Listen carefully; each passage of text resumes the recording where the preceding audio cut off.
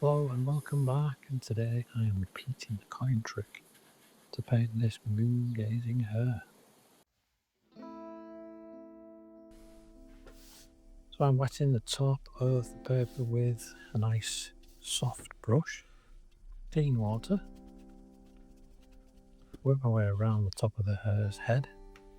Now I've got some indigo paint.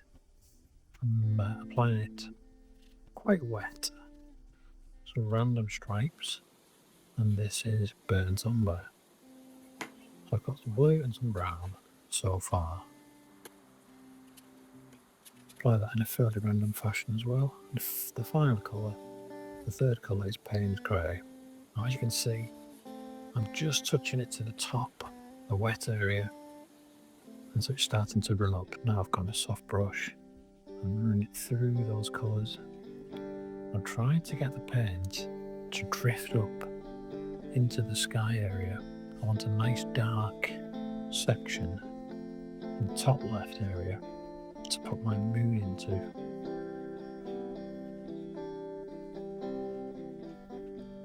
I'm manipulating the colours as best I can, although it's quite a random process. Little spritz of water there just to get things moving. And I'm tipping the paper, getting gravity to help me. So I'm going to tip it so that the pigment runs upwards and to the left.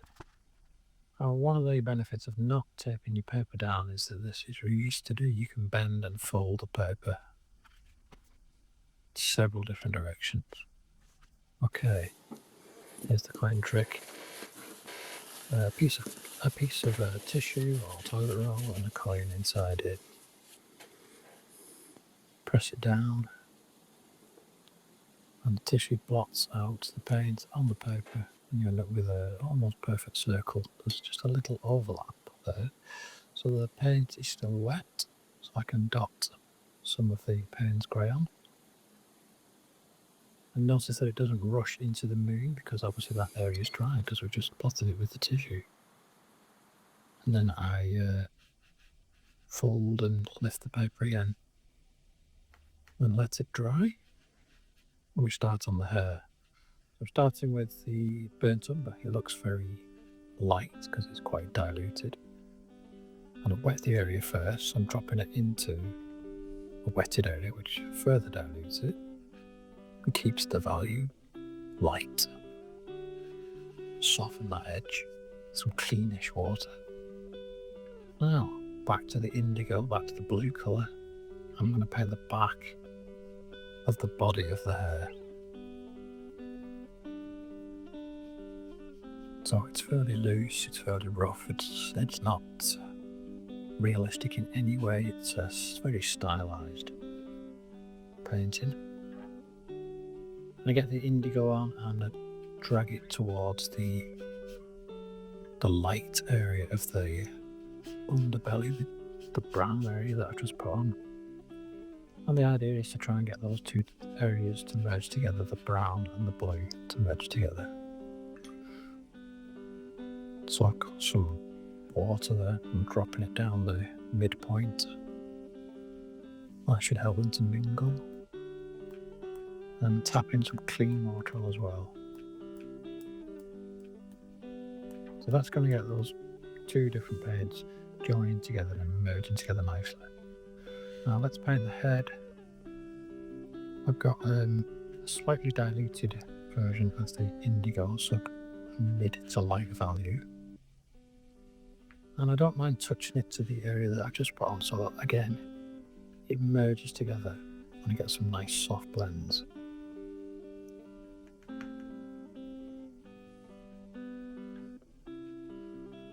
Paint the ear reasonably carefully.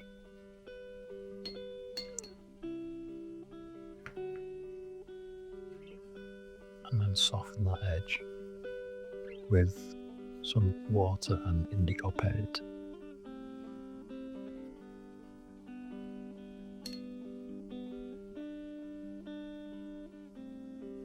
Now I've got slightly damp brush and I'm just lifting some of the paint out in certain areas. So I'm trying to get the back of the ear, or the top of the ear light, and the other part darker. Right, let's zoom in onto the head, and I am lifting out some of the paint to give myself some shape and some highlight to the head. My overhead camera failed at this point, so it's a side view for a little while. But that's okay, because it gives you a chance to see that I am lightly scrubbing the face with a damp brush to lift out some of the paint that's already on there. And then I'm putting a mid-tone in the middle of the cheek, under the eye. So this is all trying to sculpt some details onto the face.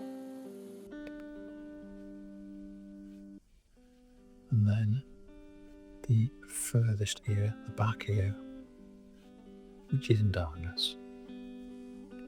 Let's just rough up a little bit of the back here, make it look a bit like some rough fur. And we need a nice dark shadow under the cheek to give definition to the head.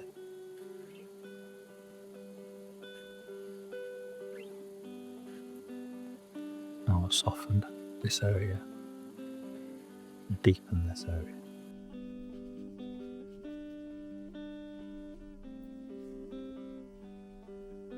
And so I am refining the values in various points of the painting, either by adding dark values or sometimes lifting out, rather than actually adding paint.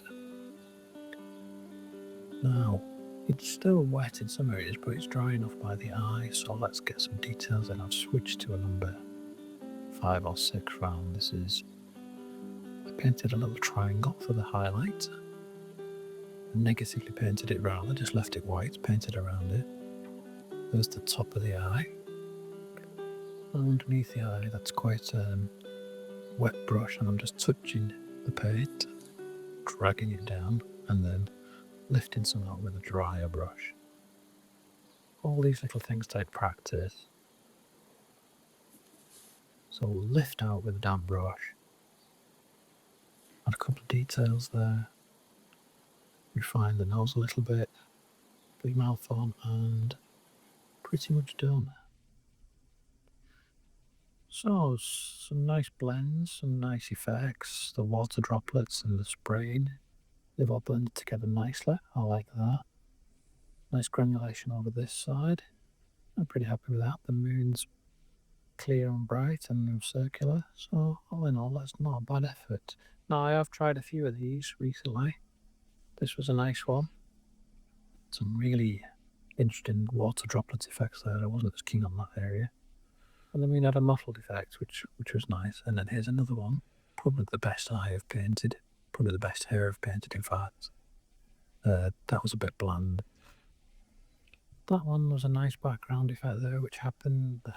Wasn't that keen on that. And then here's a couple of backgrounds where I just wasn't keen at all, and so I didn't even bother to fill in the hair. This one was particularly bad, I thought. Which just goes to show it's all down to trial and error, and it's quite a random process. Yeah, I hope you found all that useful, and that you give it a go. And here's the original coin videos if you haven't seen them.